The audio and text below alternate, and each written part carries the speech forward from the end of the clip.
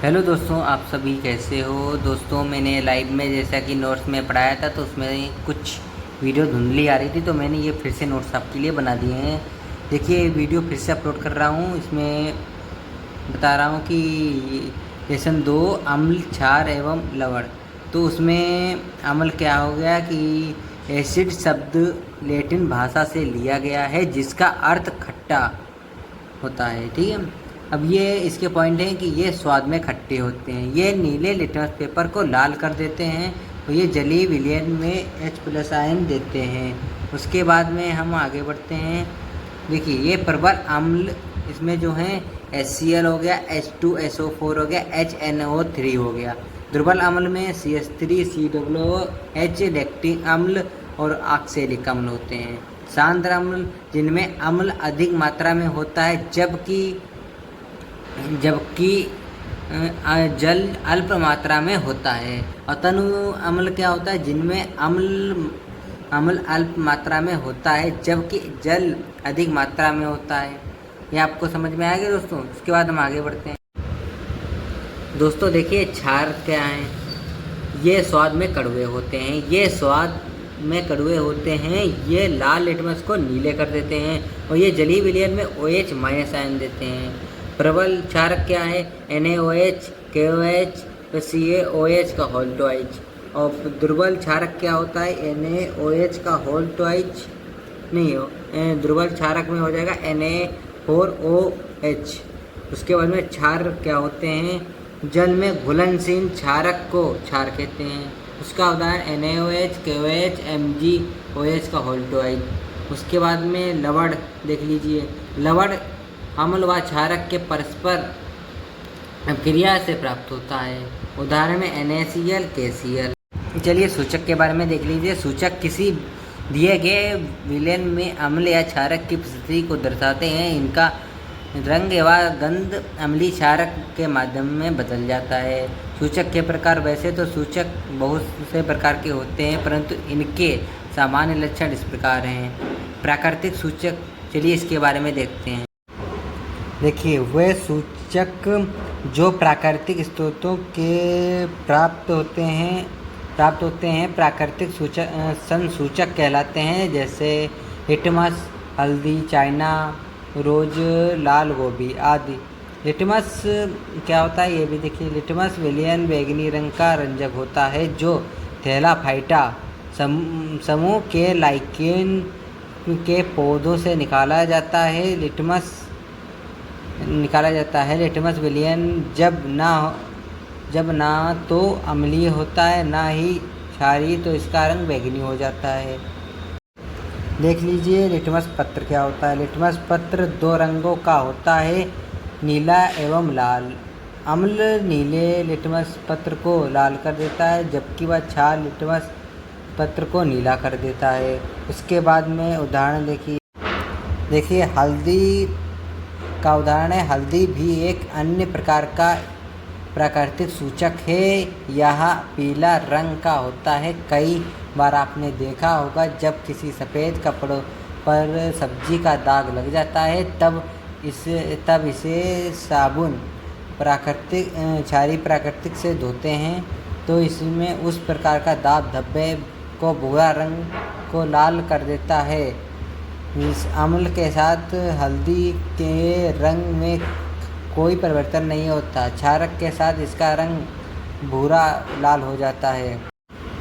फिर देखिए, संश्लेषित सूचक, वह सूचक जो प्राकृतिक नहीं होते अपितु ये रासायनिक पदार्थों द्वारा बनाए, जैसे पेथिल ऑरेंज एवं फेनोल्फेथिलीन आदि। इनका उपयोग अम्ल एवं क्षार के जांच के लिए किया होता है।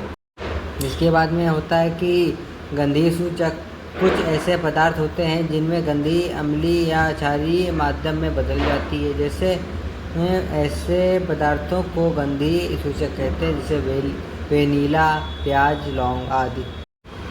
फिर देखिए, सार्वत्रिक सूचक अनेक सूचकों का मिश्रण होता है। लिटमस, मिथिल ऑरेंज एवं फिनोलिथीन आदि सूचकों का उपयोग से किसी विलयन में केवल अम्लीय व क्षारीय प्राकृतिक का पता न लगाया जा सकता, अपितु इस सार्वत्रिक सूचक का प्रयोग से अम्ल या क्षारीय की प्रकृति के साथ उसकी प्रबलता की माप भी बताता है।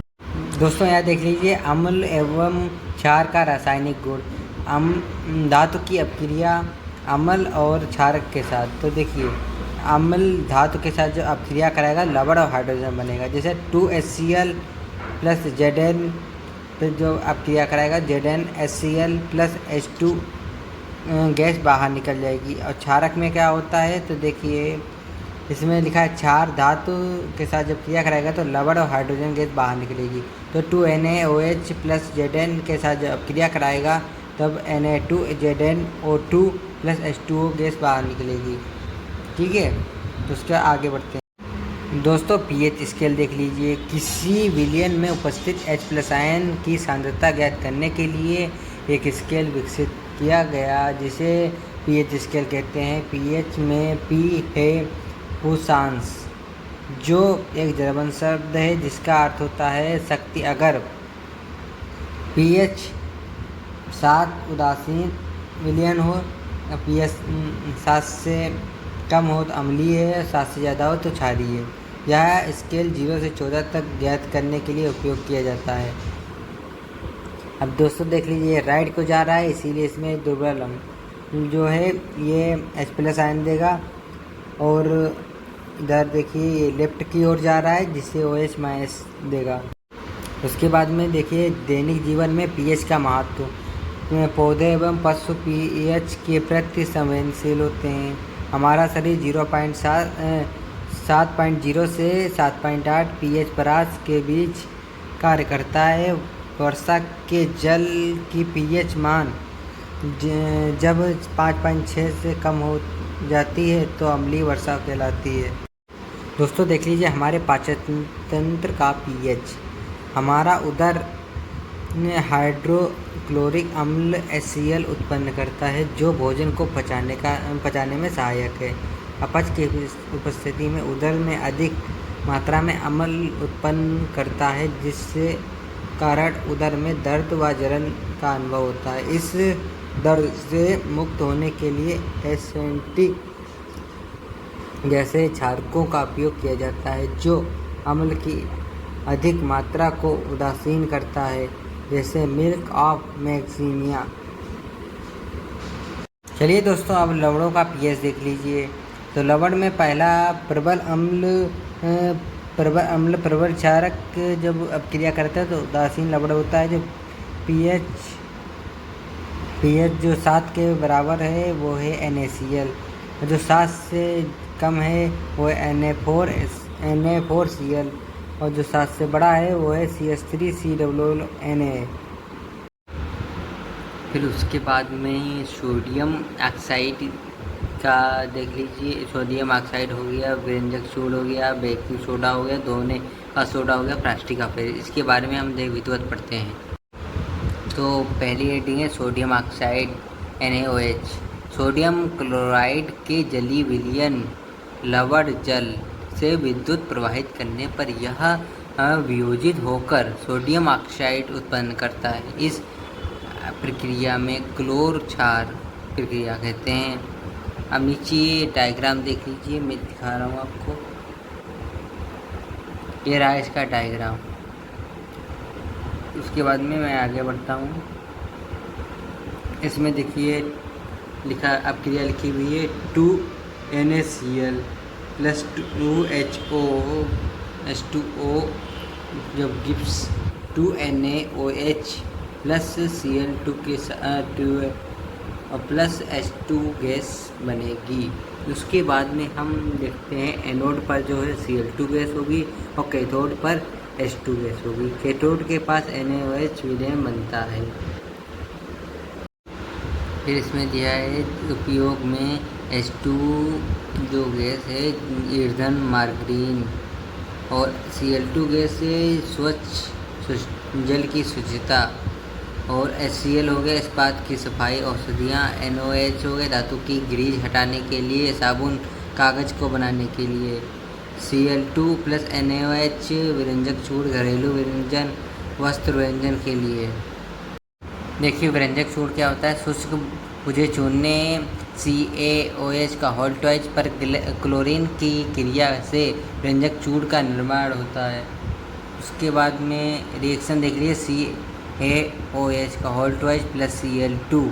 जब जिप्स अब क्रिया कराएंगे तो Cl2 प्लस H2O बनेगा। देखिए उसमें उपयोग में क्या बताया गया है कि वस्त्र उद्योग में सूती व लिनेन के व्यंजन के लिए। दूसरा है कागज एवं फैक्ट्री में लकड़ी को मजमा के व्यंजन के लिए। और तीसरा है रासायनिक उद्योगों में उपचायक के रूप में। चौथा है पीने वाले जल को विषाणुओं से मुक्त कराने के लिए के रोगाणुनाशक में। बेकिंग सोडा देखिए NaCl plus H2O plus CO2 plus NaNH3 plus NH4Cl plus NaHCO3। Baking soda यह एक दुर्बल असंक्षारक है। खाना पकाते समय गर्म करने पर भिन्न प्रकार की क्रियाएं होती हैं।